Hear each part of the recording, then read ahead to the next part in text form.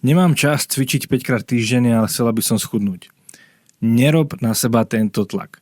Je super, že chceš cvičiť, že prejavuješ o to záujem. Áno, dá sa schudnúť aj iba tým, že si zorganizuješ svoju stravu, ale snaž sa urobiť to, keď chceš teda cvičiť, keď chceš zapojiť pohyb, tak začni niečím, čo ti neobmedzí úplne tvoj život, kvôli čomu nemusíš reorganizovať svoj bežný život.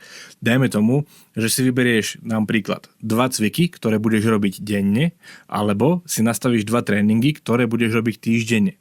Čiže pokiaľ 2 cviky, tak dajme tomu, že si zvolíš, drep alebo hip thrusty a k tomu plank alebo ženské kliky. A to môžeš robiť denne, dajme tomu, že každé ráno si dáš za cieľ urobiť 20 opakovaní z každého. A pokiaľ ti toto nevyhovuje, tak si môžeš zvoliť, že napríklad budeš cvičiť útorky a soboty a vždy v útorok a v sobotu si dáš nejaký tréning či z YouTube alebo z našej databázy. Ak si v našom Fitomate, tak máš k dispozícii databázu stoviek tréningov, ktoré sme pre teba natočili, takže môžeš sa inšpirovať aj tam. Ale teda nesnaž sa hneď skočiť do niečoho a chovať sa ako profesionálny športovec, keď si to doteraz v živote nerobila. OK?